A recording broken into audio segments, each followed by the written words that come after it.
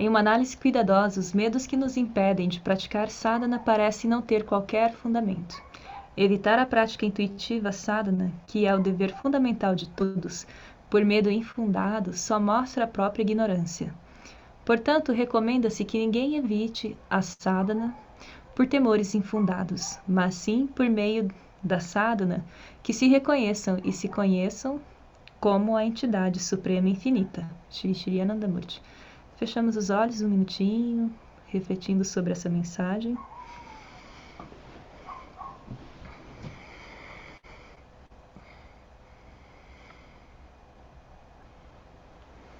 Namaskar, boa noite. Quando eu vou selecionar um discurso do Baba, eu penso que eu vou selecionar um discurso, né? Mas é o discurso que me escolhe. É igual aquela ditado, né? O livro que te escolhe quando você vai comprar um livro. Então aqui funciona também assim. Hoje nós vamos compreender um pouquinho a importância da sadhana e por que as pessoas evitam, têm medo de praticar sadhana. Eu lembro que no começo da minha jornada, quando eu estava bem no início do yoga e começava a tentar meditar, né? Embora eu não sabia meditar, mas eu tentava meditar.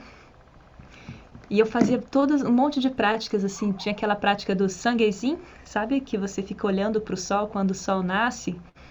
Ali tem um período de 40 minutos, depois que ele nasce, assim, 40 minutos. A partir do momento que ele nasceu, 40 minutos depois, é o momento que eu ficava olhando o sol e recebendo aquela energia e fazia um monte de coisas. Eu fazia um monte de jejum, um monte de práticas. E aí minha mãe começou a observar essas minhas mudanças, que eu não ficava mais na sala assistindo televisão, que quando tinha visita lá em casa eu me escondia no quarto, eu não queria participar. E eles convidavam para sair, eu já não queria mais sair. E ela só me via, quando ela me via do lado de fora do meu quarto, eu estava fazendo asanas na varanda ou meditando. E quando não era isso, eu estava indo de bicicleta para algum lugar longe da cidade para poder ficar sozinha e me conectar de alguma forma. Então a minha mãe, ela ficou com muito medo desse caminho. Então ela ficava muito, porque ela não conhecia, né? E ela ficava assim preocupadíssima. Falei assim, nossa, o meu irmão também. Eu falei assim, eu não conheço mais a minha irmã, ela tá mudando muito. Então no início da jornada espiritual, eu passei por todas essas coisas. Até mesmo tive que enfrentar o meu próprio medo, né? O meu próprio dogma que eu tinha aprendido quando eu fiz Crisma, catequese, depois Crisma, eu tinha aprendido, incorporei na cabeça que a prática do yoga é uma prática que, se você fizer, você vai para o inferno. Então, eu tive que romper com todos esses bloqueios, porque isso foi imposto para mim desde quando eu era pequena. E quando eu comecei, criei coragem para praticar, eu tive que enfrentar a oposição da família, por eles não saberem e também por estarem com a mente um pouco limitada com esses dogmas, né, que foram impostos assim. Então, assim, dentre esses medos, existem outros medos. E o Shri Shri Anandamurti, ele fala assim, no discurso de hoje, nos ensinamentos que eu trago hoje, ele fala assim, não importa o que você faça, o que você deixa de fazer, você tem que ter em mente que nós estamos sob a influência de uma força, de dois tipos de força, a sutil e a estática. Aí ele fala a Vidya Tantra, que é a negativa, a Vidya, te leva para longe da consciência cósmica, e Vidya Tantra é aquilo que te aproxima da consciência suprema. Se as suas decisões, seja elas, você quer viver na cidade ou por exemplo, em Santa Maria ou em Tara, porque o ambiente de Tara é mais agradável para meditar, ou em Santa Maria é mais difícil de meditar, e não importa onde você esteja, você está sob a influência da força Avidya Tantra. Então, eu vou apresentar hoje como que o Baba ele fala da importância da sadhana exatamente para a gente romper com a influência desse Avidya Tantra. E por que as pessoas têm medo, né, da prática da sadhana? Então, primeiro, As pessoas têm medo porque elas acreditam que a prática da meditação ela vai precisar abandonar o seu estilo de vida, o seu estilo de vida mundano. Porque fala assim, se eu tenho uma vida comum, não dá. Essa prática da meditação é só para quem é renunciante, para quem é monge. Somente essas pessoas vão conseguir alcançar a emancipação. Isso não é para mim, eu sou uma pessoa comum, eu tenho alguns deveres mundanos. O Baba, ele fala que esse é um tipo de mentalidade um pouco ilógica, que não faz sentido. Mas apesar que as pessoas terem medo de que para aprender a meditação e praticar a meditação precisa se isolar, né, ou afastar das pessoas do meio da cidade, ele fala assim, tem duas vantagens nisso, quando você se isola e quando você se afasta de uma vida comum. Uma vantagem é que você vai proporcionar uma solidão, que vai ser bom para a meditação, porque vai diminuir o nível de distração da sua mente. E a segunda vantagem disso é que você vai diminuir o contato com as tentações e problemas do mundo. Ele fala assim, essa é a única vantagem, mas como seres humanos, nós temos que ter como uma prática fundamental a prática da meditação. Né? A sadhana, ela tem que ser algo fundamental porque ela vai trabalhar na diminuição dessa energia negativa da Avidya Tantra. Tá? Então, essa parte eu já falei. Opa. Então o Baba, ele fala assim pra gente, simplesmente deixar o mundo humano e viver na selva não irá libertar ninguém. A Vidyamaya irá com você para a selva e montanhas e criará os obstáculos na sua sadhana, substituindo o uivo dos animais pelos sons agitados de uma sociedade humana, ou seja, é aquela coisa, né? Você acha que estar aqui hoje, por exemplo, aqui em Tara é muito bom, é confortável, vou conseguir meditar melhor do que lá em Santa Maria, né? Ou a pessoa que está lá em Santa Maria acha que vir meditar em Itara vai meditar melhor. Se a gente fizer uma troca, eu que estou aqui em Itara ir para Santa Maria, eu vou me incomodar com o barulho do carro, mas logo eu posso me acostumar com isso.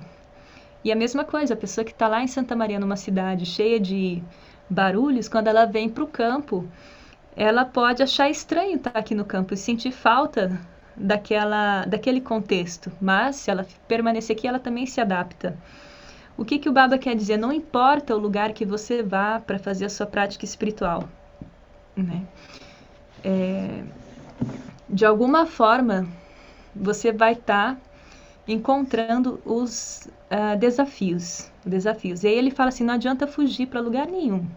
Ele fala, os bravos, eles vivem entre as tentações para enfrentá-las e vencê-las passo a passo, em vez de evitar por medo. Então, isso me lembrou muito de quando eu entrei no caminho despertei assim, né, para o caminho da espiritualidade, como que eu queria não mais renascer. Eu não queria mais renascer, eu achava que essa vida era suficiente.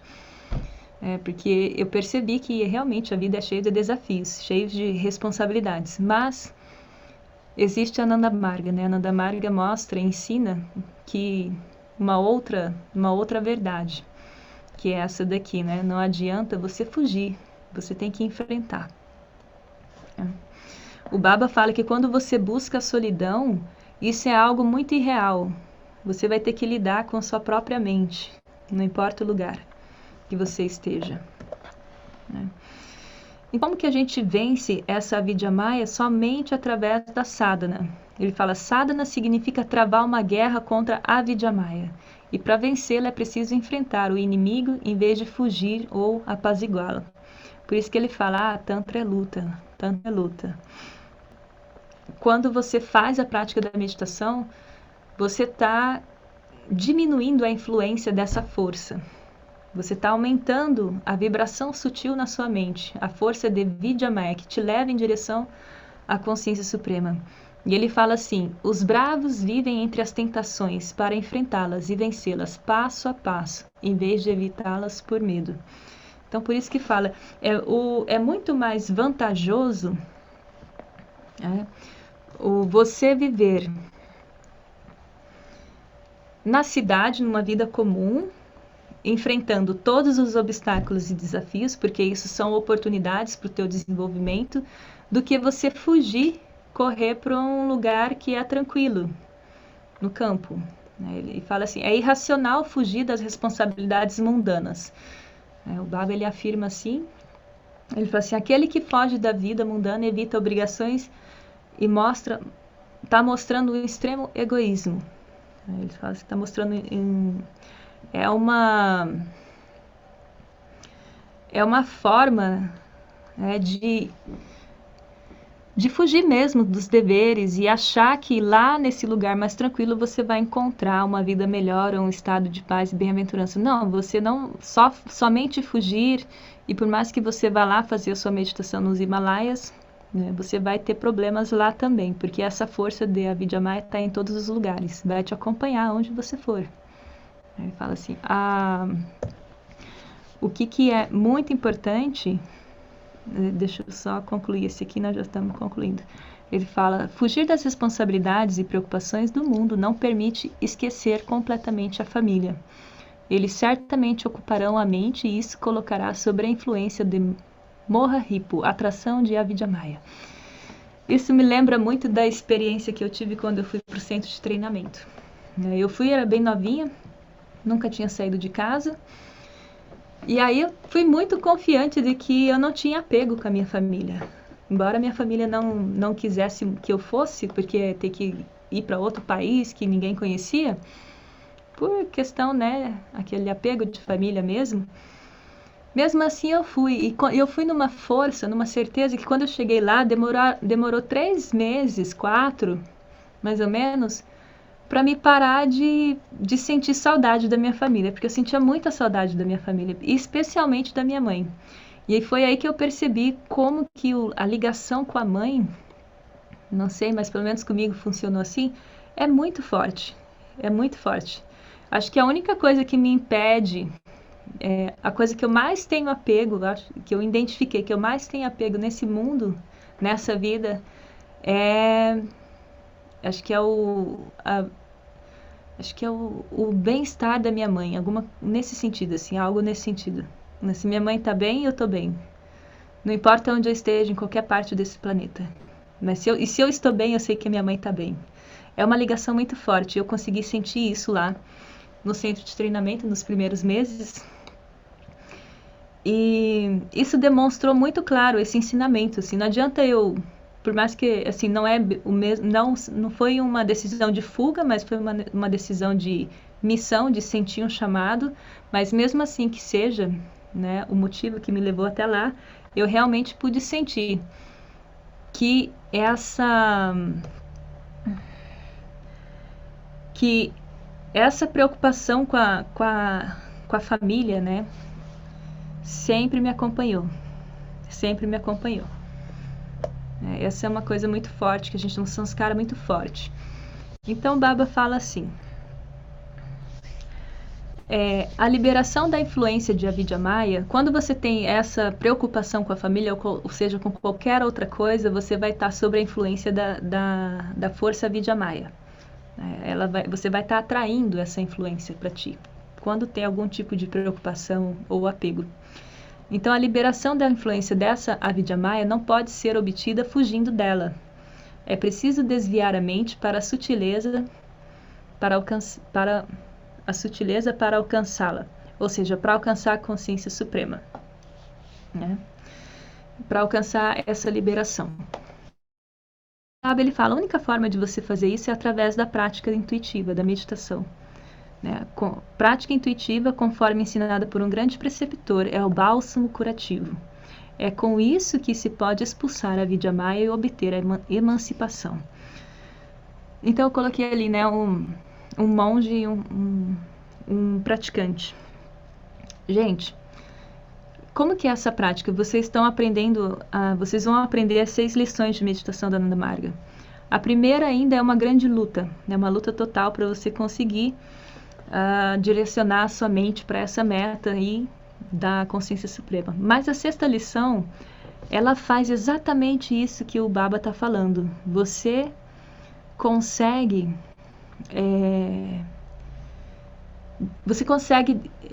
você desvia a mente dos pensamentos, porque a tua mente tem uma meta, um fluxo, ela está focada num fluxo.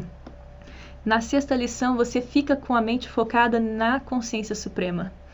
E tudo que vai surgir para te distrair disso é como se é dissolvido, né? Seus pensamentos chegam até você, mas eles não permanecem, eles são, sei lá, acontece algo ali e aquilo vai limpando, vai limpando. A sexta lição, ela faz isso, ela consegue transmutar a influência das energias, de desejos, distrações da mente, vai limpando, limpando, limpando e cada vez vai ficando mais nítido a tua mente, com mais foco na meta. Ela vai fluindo nessa direção. Então a sexta lição seria aqui, ó. Ela faz exatamente isso. Você consegue manter a mente numa vibração muito sutil. Então aqueles desejos, apegos e coisas, eles vão se dissolvendo conforme você vai praticando a sexta lição de meditação. Né? Eu tô tremendo um pouco, tá frio, mas nós já estamos concluindo. Então é através dessa meditação que nós vamos diminuindo essa força da Vidya Maya, tá? E aqui já está no final. Né? O Baba fala assim pra gente, isso eu achei muito bom mesmo. Ele fala assim: levar uma vida mundana e também praticar sadhana é muito conveniente. Uma pessoa que vive na cidade, no meio do caos, e faz prática espiritual, ela está muito mais forte, tem um espírito muito mais de guerreiro do que alguém que está num ambiente favorável, confortável. Né? Eu vou dar um exemplo. No meu caso, eu estou em Itara, isolada, né, no meio aqui da natureza. Então, para mim, tá fácil. Mas se eu for na cidade, eu não vou conseguir o mesmo nível. Eu vou sofrer um desconforto. Mas quem está na cidade e vem para cá, consegue desfrutar muito melhor a meditação. Muito melhor a meditação. Essa sexta lição, ela é ótima. Ela é muito boa, sim. Né? Aí, quais são as vantagens? Nós temos aqui. Uma outra vantagem é que existe ainda outra grande vantagem em viver uma vida mundana. Ele fornece a oportunidade de servir à humanidade, em um aspecto importante da prática intuitiva. Essa grande oportunidade é negada a quem vive na selva. Por isso que não se ilumina, não adianta você fugir da responsabilidade de prestar serviços à sociedade. Que aí você não está trabalhando o seu sentimento de fraternidade, você está simplesmente reforçando um estado muito egóico, de pensar só na própria iluminação. Né? E outra coisa, a prática intuitiva ensinada por um grande preceptor deve ser praticada com fé e devoção. Você tem que ter confiança naquele processo. Tem que se dedicar. Pode ser praticado em casa. E fugir de casa e da família não é necessário. À medida que alguém supera Prakti, a influência de Avidya Maya desaparecerá. A prática intuitiva é a única maneira de subjugar a Vidya Maya. Portanto, a prática intuitiva é uma necessidade, é fundamental. Né? Aqui a gente está falando da meditação como uma prática intuitiva, porque na meditação você usa da sua racionalidade, vai até uma camada da mente que você usa toda uma metodologia para chegar ali, com foco, e a partir dali você indo além, aprofundando com o uso do mantra, você já entra no outro nível da intuição para além. Né? Então a gente está se referindo à meditação.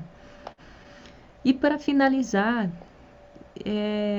o Baba ali fala assim: desistir do mundo e fugir para a selva é ilógico.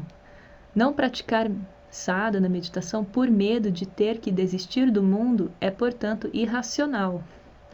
Então, tem que acabar com esses medos. Foi a mensagem, que eu coloquei aqui hoje. E o Baba conclui assim: em uma análise cuidadosa, os medos que nos impedem parecem não ter qualquer fundamento. Tem outros tipos de medo que eu vou falar na semana que vem. Então eu vim até aqui, né? Essa parte aqui do Avidya, a pessoa achar que ela precisa abandonar seus deveres, suas tarefas.